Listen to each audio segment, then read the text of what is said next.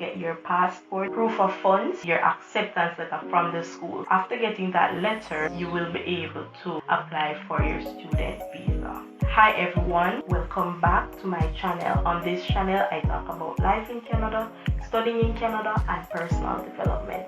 If you are interested in any of these topics, definitely subscribe to the channel. In my last episode, I spoke about how you can locate a school in Canada, and I also spoke about identifying your province of your choice. So basically, in regards to finding a school and finding a province, you need to think about what interests you. Let's say you have family and friends in a certain province, then that would be the province that you would like to also go. So basically, in that episode, I spoke about how you can locate a school in Canada. In this episode, I will talk about the documents that you will need to gather. So there are documents that you will need to prepare, and there are documents that you will need to get. So some of the documents that you will need to get is, first of all, you need to get your passport, ensure that it's a valid passport.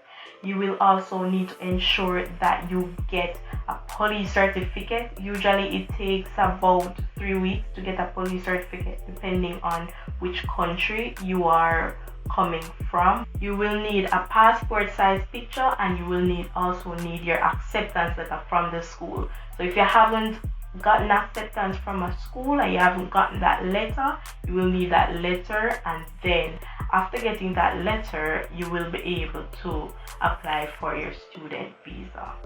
There also will be documents that you will need to prepare, like proof of funds and the statement of purpose. Now, the statement of purpose is one of the most important documents that you would need to provide for your student visa, and this is a document that so many people does not provide. All the documents that I listed earlier will be definitely placed down in the description box below.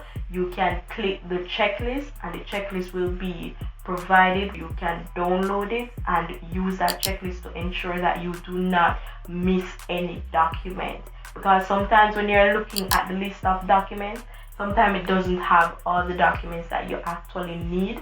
So it's very important to make sure you do not miss any of the documents. So definitely get the checklist down in the description box below. So for me, I applied online for my study permit and started the application in November. Handed in the documentation, and then in December I actually got my student visa. So for me, basically what happened is that I was on a time crunch. I actually left my home country 2 weeks after getting my visa.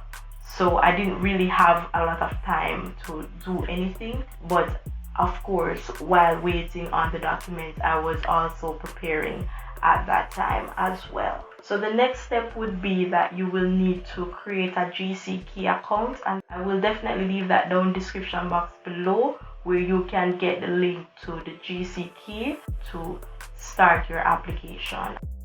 You need to gather your documents first, and then you will be able to do the application. And the application is just filling out a whole lot of questions. It is just asking you questions about your travel history, basically your education history, your work history. Everything about you will be on the application.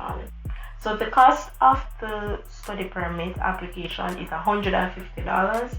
I used my debit card to pay the amount. And also you will need the biometric, and that will be requested 1 to 2 days after filling in the application, where you will need $85 to pay as well. So for me, pre-COVID, I got the application processed in 6 weeks. After that, what I did is to book the flight and also resign from my job, because at that point I was still in my job. So once I got the student visa, I resigned from my job, and then 2 weeks later I actually left my home country.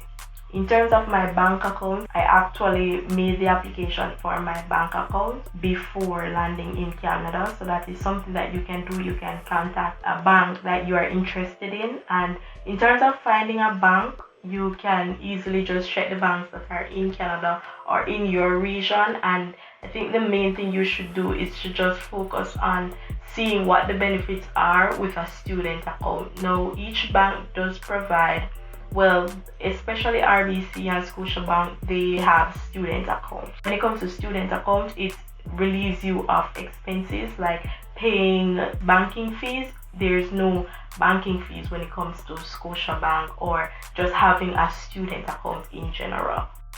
So basically, I arrived in Canada in January 2020. So because of that, I actually landed 2 months before the pandemic, and I actually made a video that you can go back and take a look at, where I spoke about what it was like arriving in Canada 2 months before the pandemic. And I spoke a lot about how you can find a job and how difficult it is to find a job in Canada, because definitely it was difficult, even though it was before the pandemic. And before the pandemic, I had 2 months, didn't find a job during that 2 months, and then the pandemic came and it just got more difficult. So if that is a story that you would like to hear, that video will be linked down in the description box below.